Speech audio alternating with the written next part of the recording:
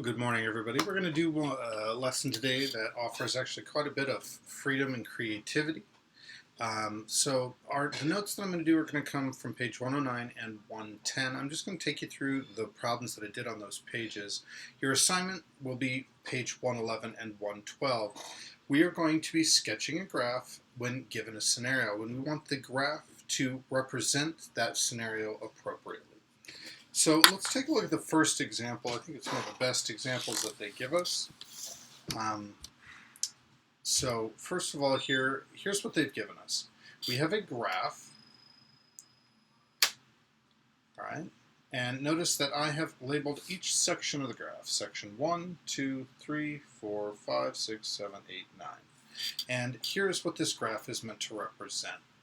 The graph shows the height of a roller coaster during a single ride of that roller coaster. Describe what that roller coaster ride was like. Now, height is on our y-axis, while time is on our left. You're going to see that time is on our x value, or our x-axis, frequently in this lesson. So what I've done is I have listed each of those 9 segments, and I've described the height and time appropriately for each. So the first thing that I see is that my roller coaster does not appear to be going up at all. The only thing that I see is that time is passing. So I interpret this as the roller coaster was leaving the building. You stood in line, you got on the roller coaster, it's leaving the building, and then we see our first change. Our height increases considerably, and actually not that much time has passed while that occurred. So I interpret this as climbing up to the very first large drop. If you've ever ridden a roller coaster, there's a moment where you kind of click, click, click, click, click up the hill. And then we see the height of our roller coaster change very quickly. It goes from being up high to being down low, and it does it in a very short period of time. So you went way up and then poof, fell down very, very quickly. And then right away, it looks like we go back up again with an extremely quick drop.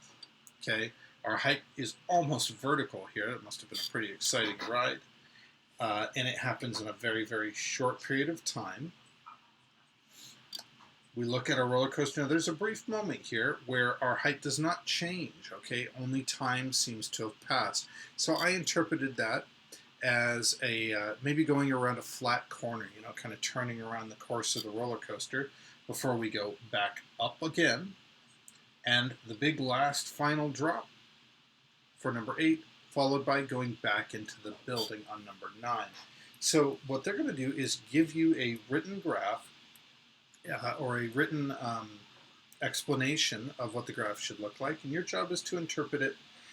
They will frequently tell you what your x and y axes should be listed as. So take a look. Here's another one. In a single day, it snowed lightly during the morning, then heavily for the rest of the day.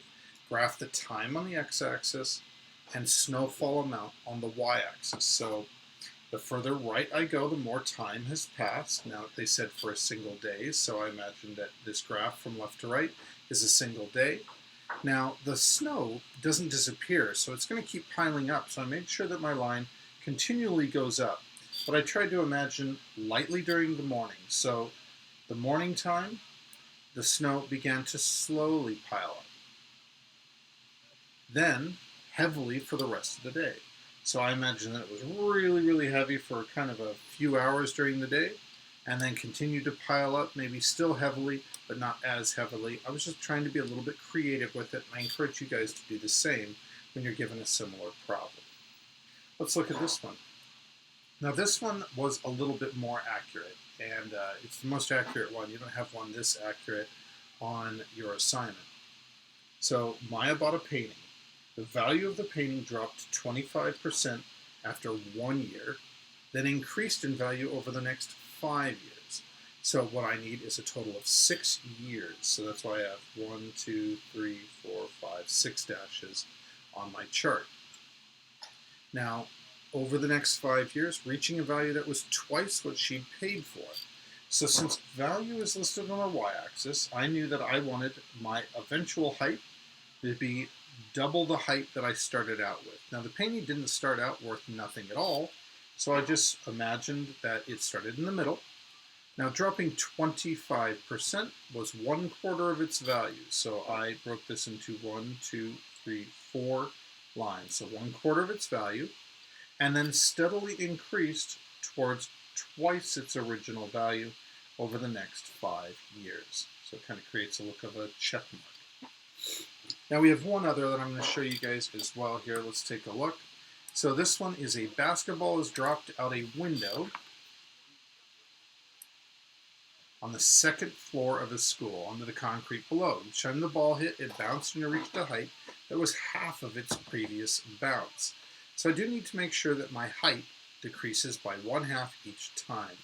So the basketball's height actually started out pretty high, 2 stories up, drops all the way to the ground, and then very quickly bounces up to the height of 1 story, half the height that it was before.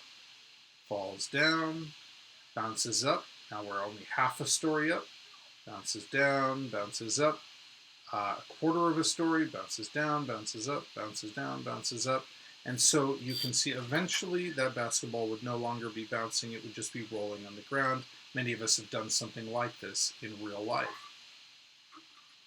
So when you read these word problems, I want you guys simply to be creative with it, make sure that they're somewhat accurate. I can show you another example that's a little odd here. This one says, Jace is speeding on a highway and then gets stopped by a police officer. The officer gives him a ticket and then he continues along on the highway. Graph the time on the x-axis and speed on the y-axis. So for my time, this will be the period from the time he was speeding all the way to the time that he gets back in his car. So his speed, in this story, started out high. He's cruising along, speeding, boom, the police officer puts on his lights, and I imagine that his speed very quickly decreased as he came to a complete stop to speak to the police officer. Now, I probably should have done maybe a bit of a flat line. I imagine that he doesn't just immediately get released by the police officer. He did get a ticket, but eventually his speed slowly increased back up to probably the speed limit or even a little below before he continued on at that slower speed for the remainder of his drive. So be creative with these. They're not any more complicated than the ones that I've just demonstrated for you, and we'll go over them in class together as well.